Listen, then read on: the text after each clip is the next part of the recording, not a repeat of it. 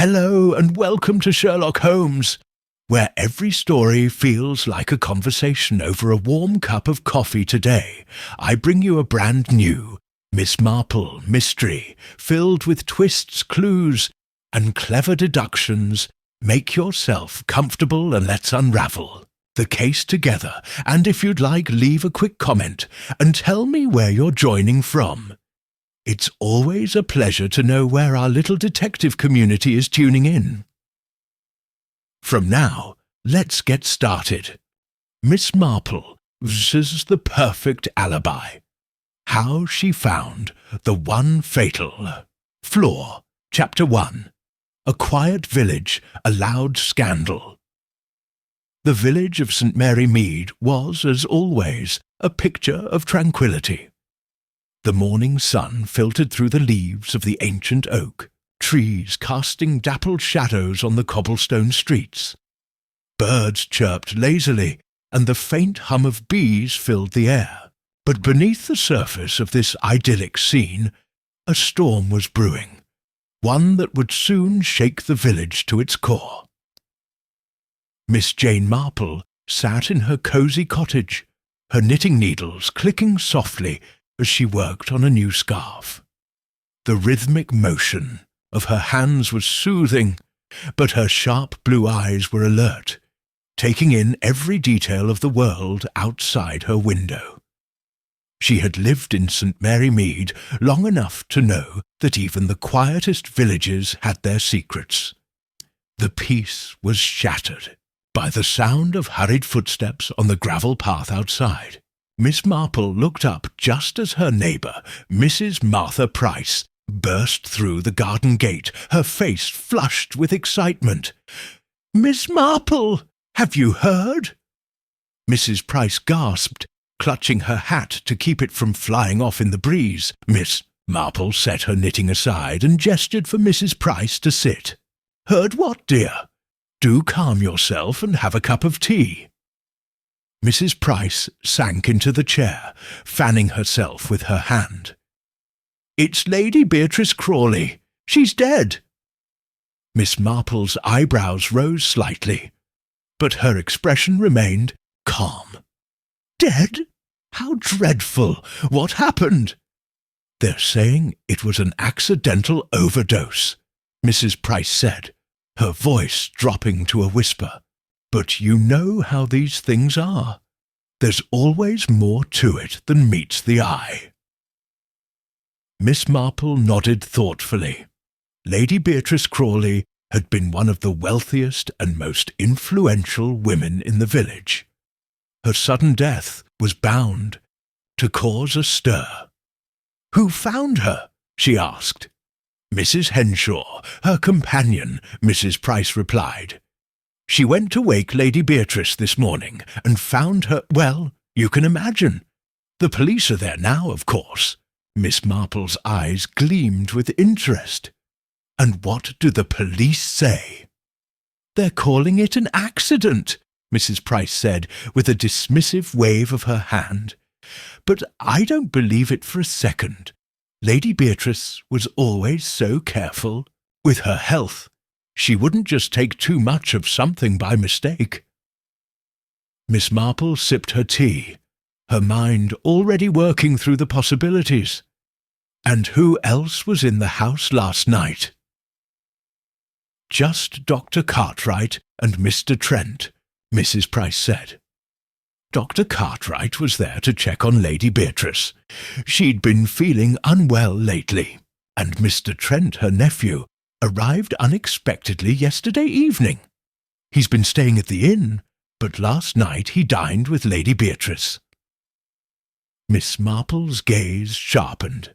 "Mr. Trent, you say? I wasn't aware he was in the village, either. Was anyone else?" Mrs. Price said with a knowing look. "He's been estranged from Lady Beatrice for years.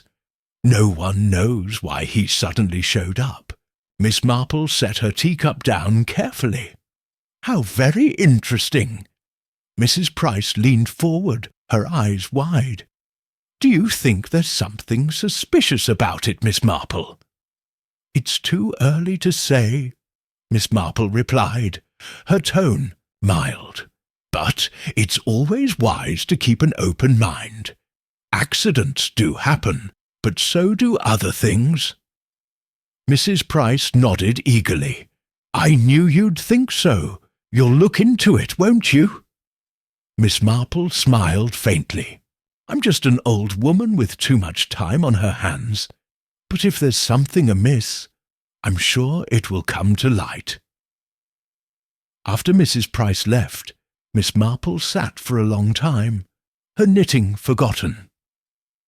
Her mind was already piecing together the fragments of information she had gathered.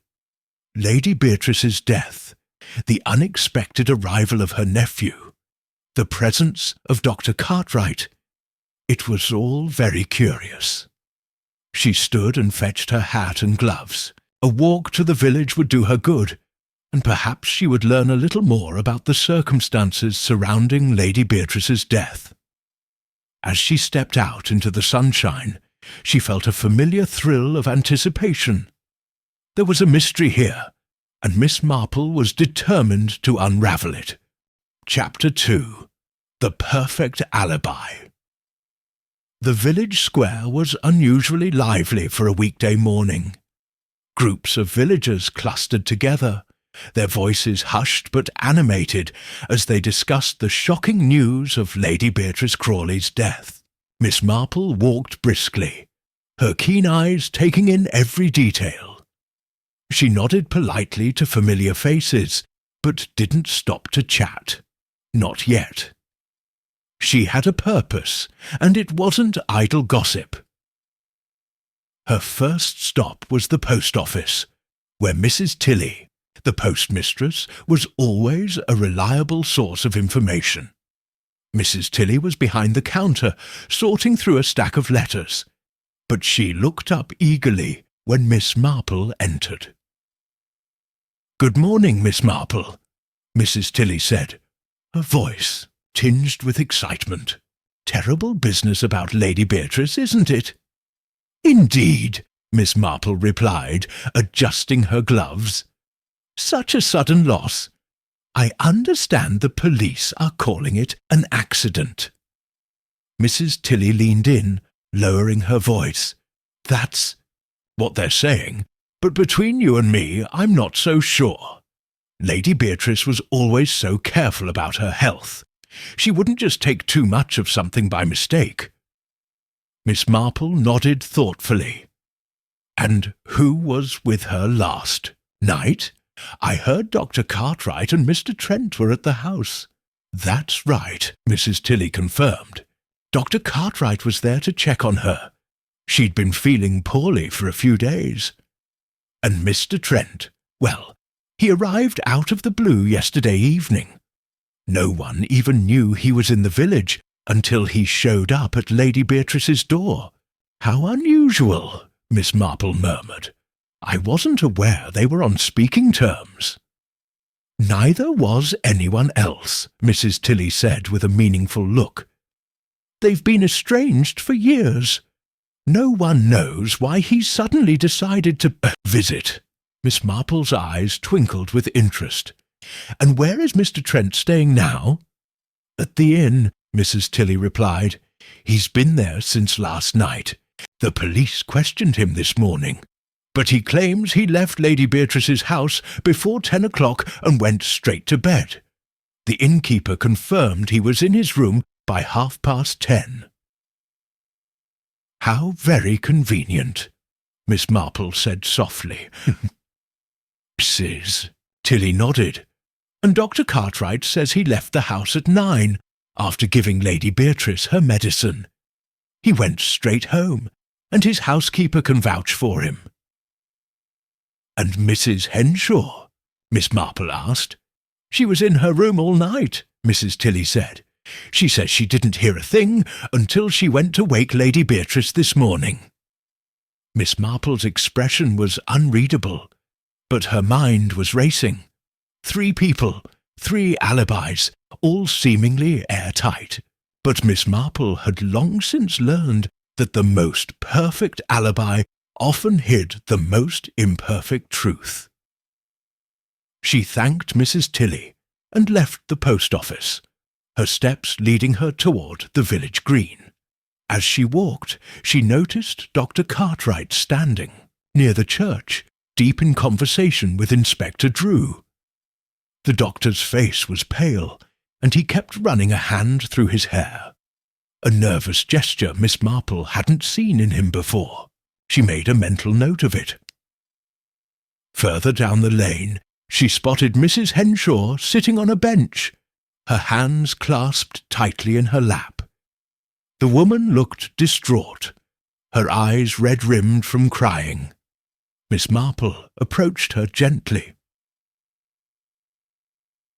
"Good morning, Mrs. Henshaw," she said, sitting down beside her. "I'm so sorry for your loss." Mrs. Henshaw looked up, startled. "Oh, Miss Marple, thank you. It's all so sudden." "It must have been a terrible shock," Miss Marple said sympathetically. "Were you with Lady Beatrice last night?" Mrs. Henshaw nodded. "I was in my room, reading. Lady Beatrice had taken her medicine and gone to bed early. She said she was feeling much better. I didn't hear anything unusual, not a sound. When I went to wake her this morning, she was gone." Miss Marple patted her hand. "How very distressing. And Mr. Trent, was he there last night?" Mrs. Henshaw's face tightened. "Yes, he arrived unexpectedly. He and Lady Beatrice had dinner together, but they argued. I could hear them from the hallway. He left around 9, I think." "And Dr. Cartwright?" Miss Marple asked. "He left shortly after," Mrs. Henshaw said. "He gave Lady Beatrice her medicine and went home. I didn't see him again." Miss Marple nodded, her expression thoughtful. "Thank you, Mrs. Henshaw. If there's anything I can do to help, please don't hesitate to ask." As she walked away, Miss Marple's mind was already working through the details. 3 alibis, all corroborated, but something didn't sit right. The argument between Lady Beatrice and Mr. Trent, Dr. Cartwright's nervousness, Mrs. Henshaw's distress. It was all too neat, too tidy. And in Miss Marple's experience, life was rarely so tidy. She paused by the churchyard, her gaze falling on a broken teacup lying in the grass. It was a small thing, easily overlooked, but Miss Marple's sharp eyes caught the faint stain on the rim. She bent down to examine it, her lips pursed in thought. "Curious," she murmured to herself. "Very curious indeed." Chapter 3. Tea and Tension. The broken teacup lay in Miss Marple's hands, its delicate porcelain cool to the touch. She turned it over carefully, her sharp eyes noting the faint stain on the rim. A dark, almost imperceptible smudge that seemed out of place. She slipped the shard into her handbag and continued her walk, her mind buzzing with questions. Her next destination was the village inn, where Mr. Edgar Trent was staying. The innkeeper, Mr. Harold Briggs, was polishing glasses behind the bar when Miss Marple entered. He looked up, his expression brightening at the sight of her. "Miss Marple, what brings you here on such a sombre day?" he asked, setting down the glass he was cleaning. "Good morning, Mr. Briggs," Miss Marple replied, her tone light but purposeful. "I was hoping to speak with Mr. Trent, if he's available." Mr. Briggs nodded. "He's in the dining room, having breakfast. Shall I let him know you're here?" "No need, thank you. I'll find him myself," Miss Marple said with a smile. She made her way to the dining room, where Mr. Trent sat alone at a corner table, a half-empty cup of coffee in front of him. He was a tall, broad-shouldered man with sharp features and an air of impatience. His eyes flicked up as Miss Marple approached, and he gave her a curt nod. "Mr. Trent," Miss Marple began, her voice warm but firm, "I'm so sorry for your loss. Lady Beatrice was a remarkable woman." Mr. Trent's jaw tightened. "Thank you, Miss Marple, though I'm not sure how much of a loss it is, given our strained relationship." Miss Marple tilted her head slightly. "May I join you?"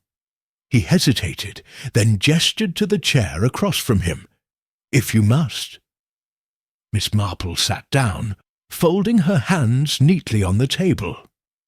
"I understand you arrived in the village unexpectedly yesterday. What brought you back after so many years?" Mr. Trent's eyes narrowed. "Is this an interrogation, Miss Marple?" "Not at all," she replied smoothly.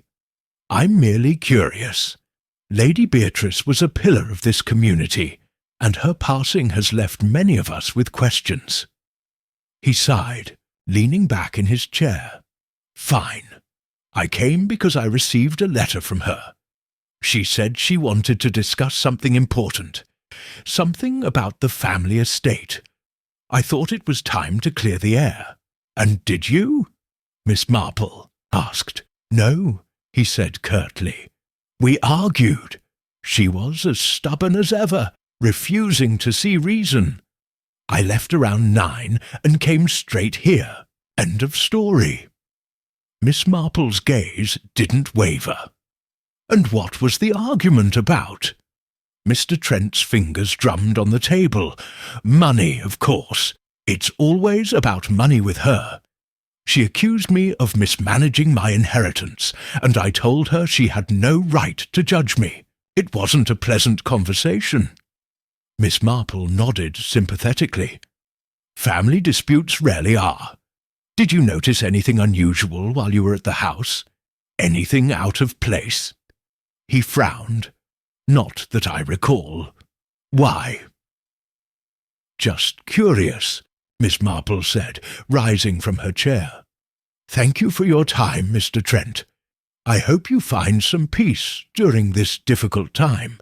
As she left the dining room, Miss Marple's mind was already turning over the new information. Mr. Trent's story matched Mrs. Henshaw's account, but his defensiveness was telling. She made a mental note to look into the letter he mentioned. Her next stop was the village surgery, where Dr. Cartwright had his practice. The waiting room was empty, and the receptionist directed her to the doctor's office. Dr. Cartwright was seated at his desk, his head in his hands. He looked up as Miss Marple entered, his face pale and drawn. "Miss Marple," he said, forcing a smile, "what can I do for you?" "I wanted to offer my condolences," Miss Marple said, taking a seat. "Lady Beatrice's death must have been a great shock to you."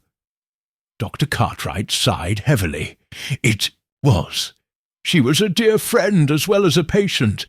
I still can't believe she's gone." "I understand you were with her last night," Miss Marple said gently. "Could you tell me what happened?" He nodded, though his hands trembled slightly as he spoke. "I went to check on her around 8. She'd been feeling unwell for a few days, and I wanted to make sure she was all right.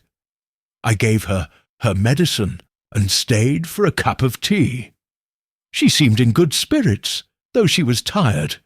I left around 9 and went straight home."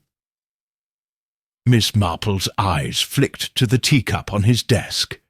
A delicate porcelain piece, much like the one she had found in the churchyard. Did Lady Beatrice often take tea in the evening? Dr. Cartwright hesitated. Not usually, no, but she said she wanted something to settle her nerves after her argument with Mr. Trent. "I see," Miss Marple said, her tone neutral. "And the medicine you gave her, was it the usual prescription?" "Yes," he replied quickly. "Just her regular dose, Nothing out of the ordinary. Miss Marple stood, her expression thoughtful. "Thank you, Dr. Cartwright. You've been very helpful." As she left the surgery, her hand brushed against the shard of the broken teacup in her bag. The stain on the rim, the unexpected tea, the argument, it was all connected. She could feel it. But how? Her steps quickened as she made her way back to her cottage. There was a puzzle here, and Miss Marple was determined to solve it. Chapter 4. The whispered secret. Miss Marple returned to her cottage, her mind a whirlwind of thoughts. The broken teacup, the unexpected evening tea, the argument between Lady Beatrice and Mr. Trent. It all seemed to point to something far more sinister than an accidental overdose. She settled into her favourite armchair by the window, the shard of porcelain resting on the table beside her. The faint stain on the rim seemed to taunt her, a silent clue waiting to be deciphered. She reached for her knitting, the rhythmic motion of the needles helping to focus her thoughts. As she worked, she replayed the conversations she'd had that morning. Mr. Trent's defensiveness, Dr. Cartwright's nervousness, Mrs. Henshaw's distress. Each reaction was a piece of the puzzle. But the key, she suspected, lay in the teacup. Soft knock at the door interrupted her reverie. Miss Marple set her knitting aside and opened the door to find Constable Jenkins, the young village policeman, standing on her doorstep. His face was flushed and he held a small charred piece of paper in his hand. "Miss Marple," he said, slightly out of breath, "I thought you might want to see this. We found it in Lady Beatrice's fireplace." Miss Marple's eyes lit up with interest. "Come in, Constable. What have you found?" He handed her the paper, careful not to damage it further. "It's part of a letter. Most of it's burned, but there's a bit of writing left." Miss Marple took the paper and examined it closely. The edges were blackened, but a few words were still legible. "Beware the teacup. Cartwright cannot be trusted." Her heart quickened. Where exactly was this found? "In the ashes of the drawing-room fireplace," Constable Jenkins replied. "It looks like someone tried to burn it, but this piece survived." Miss Marple's mind raced. The cryptic note she had heard about earlier, "Beware the teacup," was now directly linked to Dr. Cartwright. But why? And what did it mean? "Thank you, Constable," she said, her voice calm but firm. "This is very helpful. May I keep it for now?" He nodded. "Of course, Miss Marple. Let me know if you find anything." After he left, Miss Marple sat down again, the charred fragment of the letter in her hand. She closed her eyes, letting the pieces of the puzzle fall into place. The teacup, the medicine, the argument, the note. It was all connected. But how? She decided to pay a visit to Mrs. Henshaw again. The companion had been close to Lady Beatrice, and might know more about the letter, or at least provide a missing link. Mrs. Henshaw was in the garden of Lady Beatrice's house, pruning the roses with trembling hands. She looked up as Miss Marple approached, her eyes red and swollen. "Miss Marple," she said, her voice barely above a whisper. "I wasn't expecting you." "I hope I'm not intruding," Miss Marple said gently. "I just wanted to see how you were holding up." Mrs. Henshaw sighed, setting down her pruning shears. "As well as can be expected, I suppose. It's all so overwhelming." Miss Marple nodded sympathetically. "I understand. Lady Beatrice was a remarkable woman. Did she ever mention anything about a letter?" Perhaps something she received recently. Mrs. Henshaw's eyes widened slightly. A letter? Why do you ask? Miss Marple hesitated, then decided to be forthright. The police found a partially burned letter in the fireplace. It mentioned something about a teacup and Dr. Cartwright. Mrs. Henshaw's face paled. Oh dear, I didn't think she'd actually written it. Miss Marple's gaze sharpened. Written what, exactly? Mrs. Henshaw looked around nervously, as if afraid someone might overhear. Lady Beatrice had been suspicious of Dr. Cartwright lately. She thought he was tampering with her medicine. She said she was going to confront him, but she wanted proof first. Did she say why she suspected him? Miss Marple asked. Mrs. Henshaw shook her head. No, but she was very upset. She kept saying, "Beware the teacup." I didn't understand what she meant at the time. Miss Marple's mind raced. If Lady Beatrice had suspected Dr. Cartwright of tampering with her medicine, it would explain the cryptic note. But why the teacup?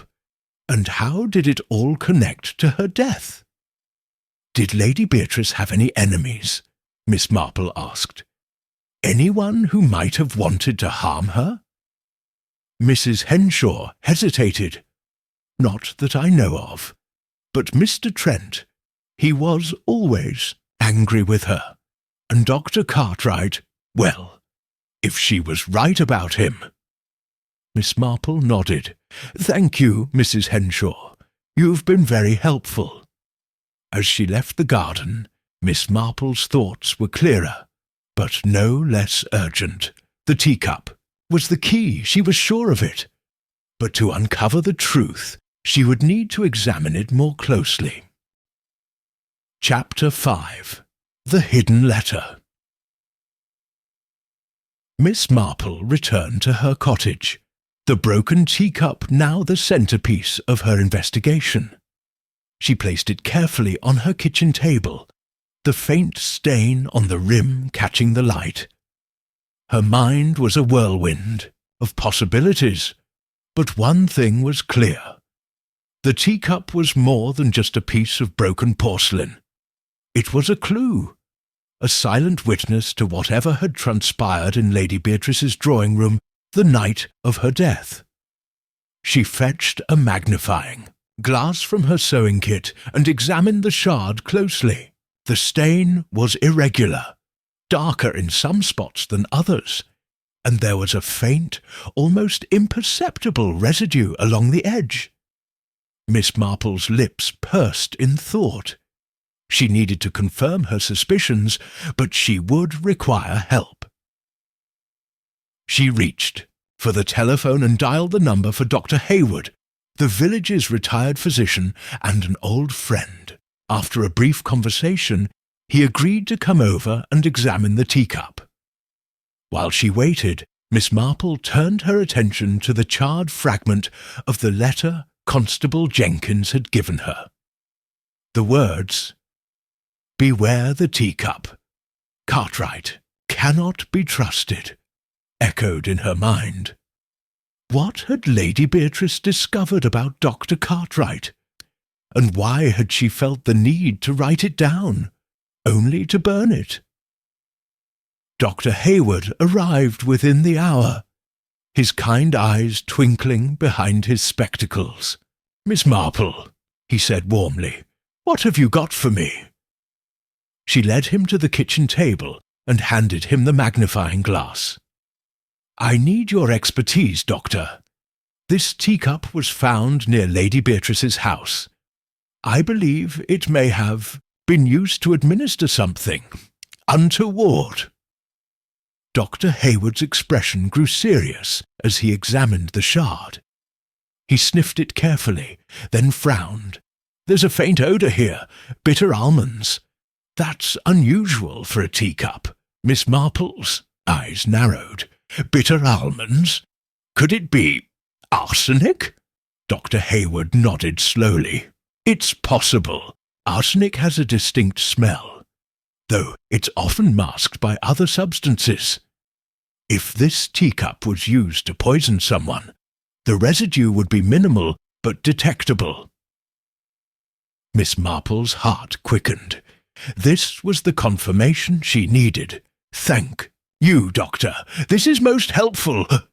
After Dr. Hayward left, Miss Marple sat down with a cup of tea, her mind racing. The teacup had been used to administer poison, and Lady Beatrice had suspected Dr. Cartwright of tampering with her medicine. But why would he risk poisoning her in such a conspicuous way?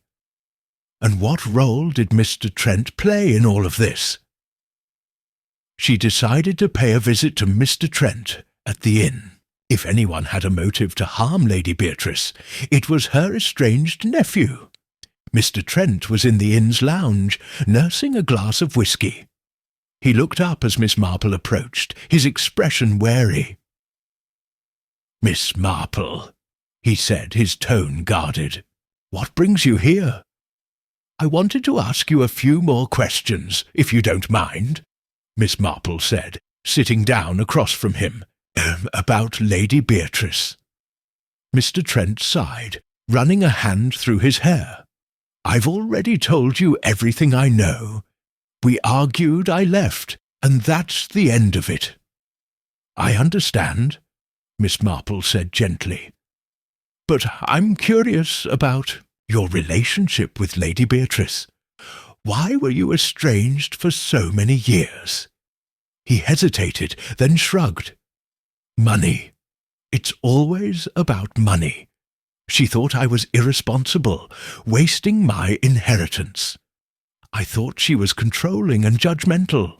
We hadn't spoken in years until she sent me that letter." "The letter inviting you to visit?" Miss Marple asked. "Yes," he said, his voice bitter.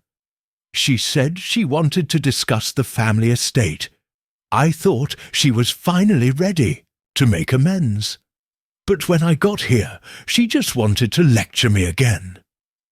Miss Marple's eyes gleamed with interest. "And what did she say during your argument?" Mr. Trent's jaw tightened. "She accused me of being in debt, which not that it's any of her business. She said she was going to cut me out of her will entirely. I told her she had no right to judge me, and I left." Miss Marple nodded thoughtfully. "And after you left, did you notice anything unusual? Anyone lurking around the house, perhaps?" He shook his head. "No, I went straight back to the inn and went to bed. I didn't see or hear anything." Miss Marple studied him carefully. His story was consistent, but his defensiveness was telling. If Lady Beatrice had threatened to cut him out of her will, it gave him a motive. But was it enough to kill her? As she left the inn, Miss Marple's thoughts turned to Dr. Cartwright. If Lady Beatrice had suspected him of tampering with her medicine, and the teacup had been used to administer poison, it was possible he had acted out of desperation. But why? What was he hiding? Chapter 6. The Fatal Flaw Miss. Marple's next step was clear. She needed to uncover what Dr. Cartwright was hiding. If Lady Beatrice had suspected him of tampering with her medicine, there had to be a reason. One that went beyond mere professional negligence. She decided to pay a visit to the village pharmacy, where Mr. Pembroke, the elderly pharmacist, had been dispensing prescriptions for decades. The bell above the door jingled as Miss Marple entered the pharmacy. Mr. Pembroke looked up from behind the counter, his spectacles perched on the end of his nose. "Miss Marple," he said with a warm smile, "what can I do for you today?" "Good morning, Mr. Pembroke," Miss Marple replied, returning his smile. "I was wondering if you could help me with a small matter. Did you happen to fill any prescriptions for Lady Beatrice Crawley recently?" Mr. Pembroke's expression grew serious. "Ah, yes. Poor Lady Beatrice. Such a tragedy. She had a prescription for a mild sedative, something to help her sleep. Dr. Cartwright wrote it for her about a week ago. Miss Marple's eyes narrowed slightly. And did you notice anything unusual about the prescription? Mr. Pembroke hesitated, then leaned in closer, lowering his voice. Now that you mention it, there was something odd. Dr. Cartwright usually writes very precise instructions, but this time the dosage was vague. I thought it was a mistake, so I called him to confirm. He said it was correct, but he sounded distracted. Miss Marple nodded thoughtfully. Did you happen to keep a copy of the prescription? Mr. Pembroke turned to a filing cabinet behind him and rifled through the drawers. After a moment, he pulled out a sheet of paper and handed it to Miss Marple. Here it is. Miss Marple examined the prescription carefully. The dosage was indeed vague, with no specific instructions on how much to take or when. It was unlike Dr. Cartwright's usual meticulousness. "Thank you, Mr. Pembroke," she said, handing the prescription back. "You've been very helpful." As she left the pharmacy, Miss Marple's mind was racing. The vague prescription, the poisoned teacup, Lady Beatrice's suspicions, it all pointed to Dr. Cartwright. But what was his motive, and how did it connect to Mr. Trent? She decided to pay a visit to Mrs. Tilly at the post office. If anyone knew about the comings and goings of the village, it was Mrs. Tilly. Mrs. Tilly was sorting through a stack of letters when Miss Marple entered the post office. She looked up, her eyes bright with curiosity. "Miss Marple, what brings you here today?" "Good morning, Mrs. Tilly," Miss Marple said, her tone light but purposeful. "I was wondering if you've noticed anything unusual about Dr. Cartwright lately. Any letters or packages, perhaps?" Mrs. Tilly's eyes widened. "Now that you mention it, there was something. A few weeks ago, Dr. Cartwright received a letter from a solicitor's office in London. He looked quite upset when he read it." Miss Marple's interest was piqued. "Do you remember the name of the solicitor's office?" Mrs. Tilly frowned, thinking. "It was something like Hartley and Sons, I believe. Yes, that's it." Miss Marple nodded. "Thank you, Mrs. Tilly. You've been very helpful." But she left the post office. Miss Marple's thoughts turned to the cryptic note she had found in Lady Beatrice's fireplace. "Beware the teacup. Cartwright cannot be trusted." If Dr. Cartwright was in financial trouble, it would explain why Lady Beatrice had suspected him. But how did it all connect to her death? She decided to return to Lady Beatrice's house to search for more clues. Mrs. Henshaw let her in, her face pale and drawn. "Miss Marple," she said quietly, "what are you looking for?" "I'm not entirely sure," Miss Marple admitted. "But I believe Lady Beatrice may have left something behind, something that could shed light on what happened." Henshaw nodded and led her to Lady Beatrice's study. The room was neat and orderly, with a large desk by the window. Miss Marple began searching through the drawers, her movements careful and deliberate. In the bottom drawer she found a small locked box. "Do you know what's in this?" Miss Marple asked. Mrs. Henshaw shook her head. "No, Lady Beatrice kept it locked. I never saw her open it." Miss Marple examined the box carefully. It was a simple wooden box with a brass lock, the kind that could be opened with a small key. She glanced around the room, her eyes falling on a vase of flowers on the mantelpiece. Inside the vase she found a small key. The box clicked open, revealing a stack of letters and a small notebook. Miss Marple's heart quickened as she flipped through the notebook. It was filled with Lady Beatrice's meticulous handwriting, detailing her suspicions about Dr. Cartwright. The final entry, dated the day before her death, read, "Dr. Cartwright is in debt. He has been embezzling funds from the village medical fund. I confronted him today, and he denied it, but I know the truth. I must act quickly before he does something desperate. Beware the teacup." Miss Marple's breath caught in her throat. This was the missing piece. Dr. Cartwright had a motive, and Lady Beatrice had known it. Chapter 7. The Confrontation.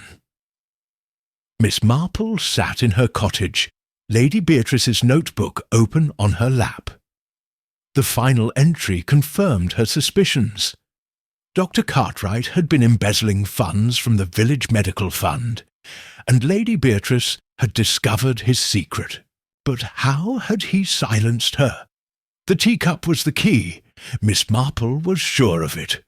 She needed to confront Dr. Cartwright, but she would have to tread carefully. A man with so much to lose could be dangerous.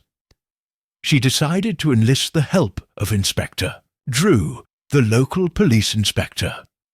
He was a practical man, not prone to flights of fancy, but he respected Miss Marple's instincts.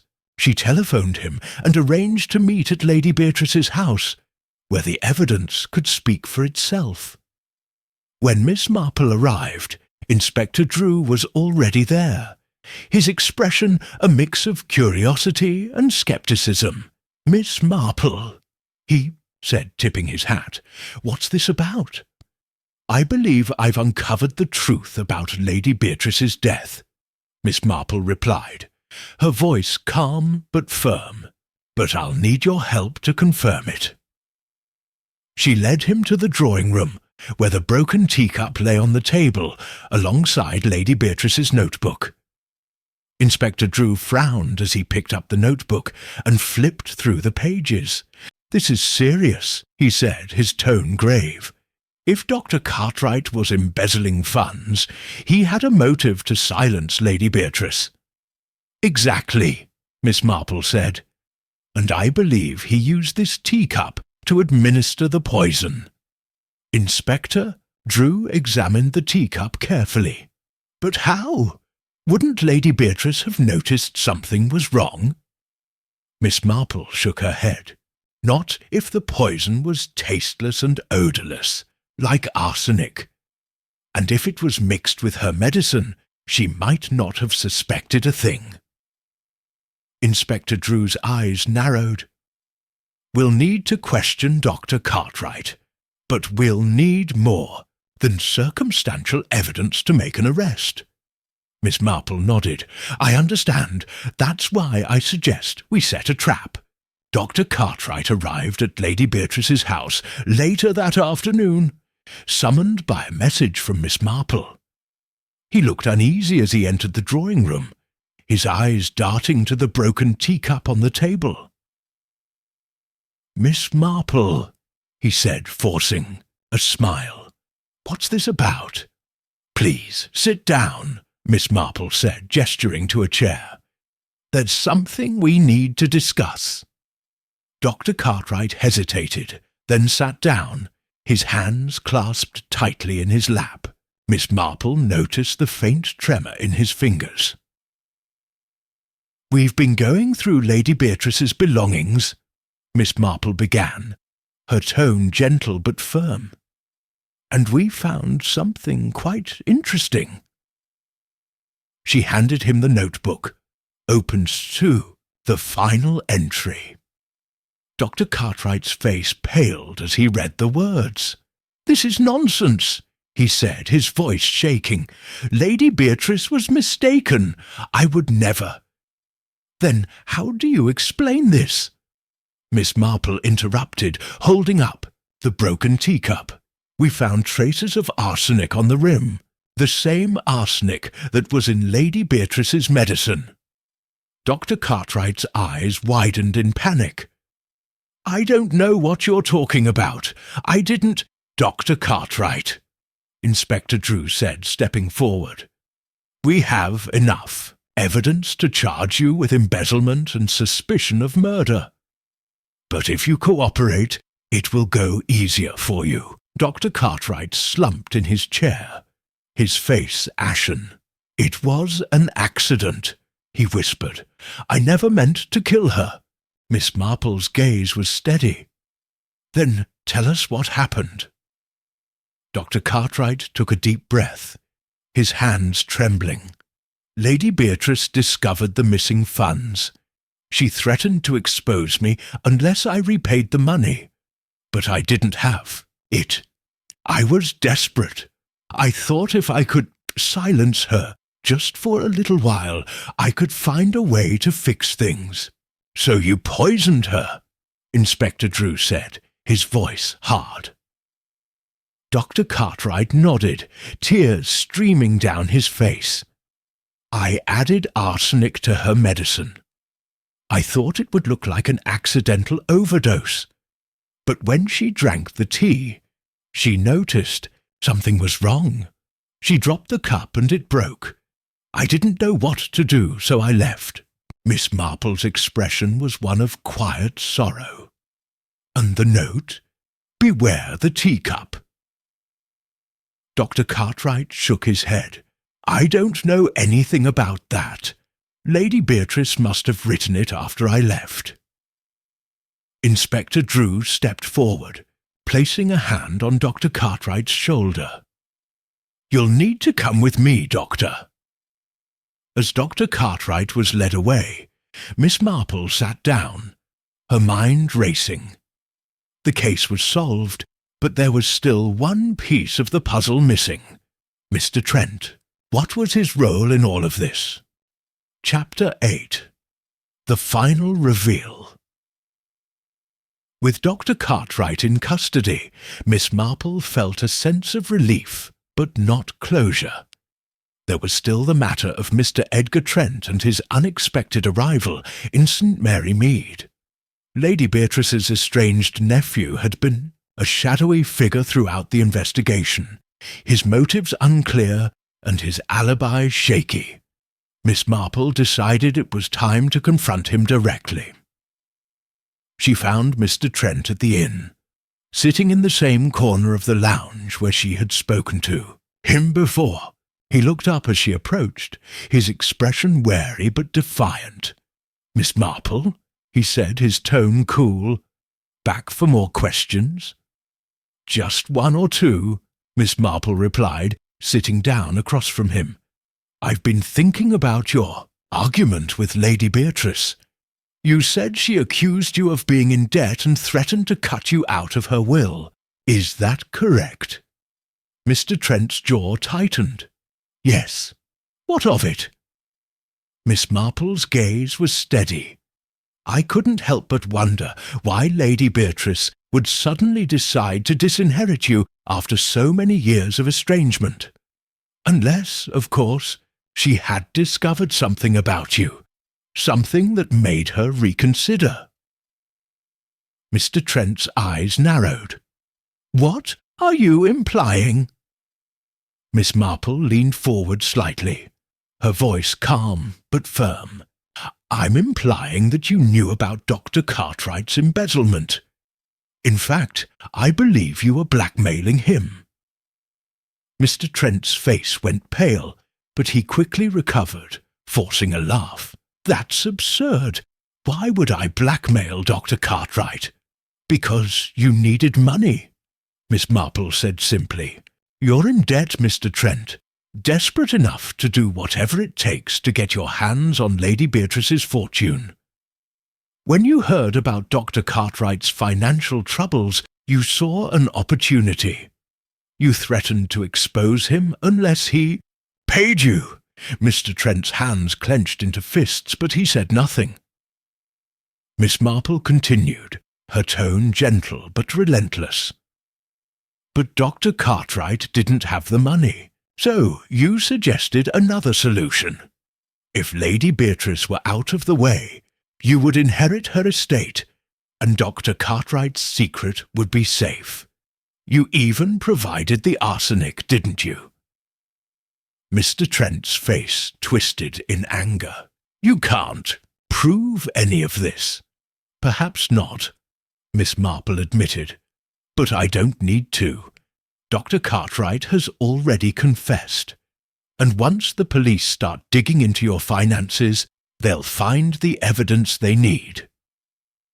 Mr. Trent slumped back in his chair, his defiance crumbling. "It wasn't supposed to happen like this," he muttered. "I just wanted my inheritance. I didn't mean for anyone to get hurt." Miss Marple's expression was one of quiet sorrow. "But someone did get hurt, Mr. Trent, and now you'll have to face the consequences." As she stood to leave, Mr. Trent called after her, his voice desperate. "Wait! What are you going to do?" Miss Marple turned to him, her gaze steady. "I'm going to tell the police everything. It's the only way to ensure justice is served." Later that evening, Miss Marple sat in her cottage, a cup of tea in her hands. The case was solved, but it left a bitter taste in her mouth. Lord Ishant, Beatrice's death had been the result of greed and desperation, a tragic reminder of the darker side of human nature. Inspector Drew arrived to update her on the investigation. "We've arrested Mr. Trent," he said, sitting down across from her. "He's confessed to everything. It seems you were right about him all along." Miss Marple nodded, her expression thoughtful. "It's a sad business, Inspector, but at least Lady Beatrice can rest in peace now." Inspector Drew hesitated, then asked, "How did you know? About Mr. Trent, I mean." Miss Marple smiled faintly. "It was the teacup, Inspector. Lady Beatrice left us a clue. Beware the teacup." She knew something was wrong, but she didn't have time to act. It was up to us to finish what she started. Inspector Drew shook his head in admiration. "You're a remarkable woman, Miss Marple. I don't know how you do it." Miss Marple's eyes twinkled. "It's all in the details, Inspector. You just have to know where to look." As Inspector Drew left, Miss Marple returned to her knitting, the rhythmic motion of the needles soothing her troubled mind. The mystery was solved, but life in St. Mary Mead would go on, quiet, peaceful, and full of secrets waiting to be uncovered. Chapter 9. A Quiet Resolution. The village of St. Mary Mead returned to its usual tranquillity, though the shadow of Lady Beatrice's death lingered in the hearts of its residents. Miss Marple sat in her garden, her knitting needles clicking softly as she worked on a new project. The morning sun warmed her face, and the scent of blooming roses filled the air. It was a peaceful scene, but her mind was still turning over the events of the past few days. Mrs. Martha Price, her ever-curious neighbour, appeared at the garden gate, clutching a basket of freshly baked scones. "Miss Marple?" she called, her voice bright but tinged with curiosity. "I thought you might like a little treat after all your hard work." Miss Marple smiled warmly. "How kind of you, Mrs. Price. Do come in." Mrs. Price settled into the chair beside her, setting the basket on the table. "I heard the news about Dr. Cartwright and Mr. Trent. It's all anyone can talk about. How on earth did you figure it out?" Miss Marple's eyes twinkled. "It was really quite simple, once I knew where to look. Lady Beatrice left us a clue. Beware the teacup." She knew something was wrong, but she didn't have time to act. It was up to us to finish what she started. Mrs. Price leaned forward, her eyes wide. "But how did you know it was Mr. Trent? He seemed so ordinary." "Ordinary people often do extraordinary things," Miss Marple replied, her tone thoughtful. Mr. Trent was in debt, desperate enough to blackmail Dr. Cartwright. And Dr. Cartwright, in turn, was desperate enough to silence Lady Beatrice. It was a tragic chain of events, but one that could have been avoided if greed hadn't clouded their judgment. Mrs. Price shook her head in amazement. "You make it sound so simple. But I don't think anyone else could have figured it out." Miss Marple chuckled softly. "Oh, I'm sure they could. They just need to pay attention to the details. Life is full of little clues, if you know where to look." As Mrs. Price left, Miss Marple returned to her knitting, her mind drifting to the villagers who had been touched by the tragedy. Mrs. Henshaw had decided to leave St. Mary Mead, unable to bear the memories of Lady Beatrice's house. Dr. Hayward, the retired physician, had offered to take over Dr. Cartwright's practice until a replacement could be found, and Inspector Drew had gained a new respect for Miss Marple's sharp mind, though he would never admit it outright. Later that afternoon, Miss Marple took a walk through the village, nodding politely to familiar faces. She paused by the churchyard, where Lady Beatrice's grave stood beneath a towering oak tree. A fresh bouquet of roses lay at the foot of the headstone, their petals glistening with dew. "Rest in peace, Lady Beatrice," Miss Marple murmured. "Your secrets are safe now." As she turned to leave, she noticed Constable Jenkins approaching, his face flushed with excitement. "Miss Marple," he called, "I just wanted to thank you for your help. We couldn't have solved the case without you." Miss Marple smiled faintly. "You're very kind, Constable, but I merely pointed you in the right direction. You did the rest." Constable Jenkins shook his head. "I don't know about that.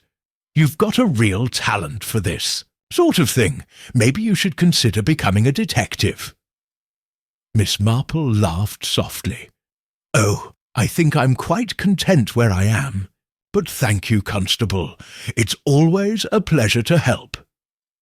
As she walked home, Miss Marple felt a sense of quiet satisfaction. The mystery was solved, justice had been served, and life in St. Mary Mead would go on. But she knew, deep down, that this wouldn't be the last mystery she would encounter. The village was full of secrets, and Miss Marple was always ready to uncover them.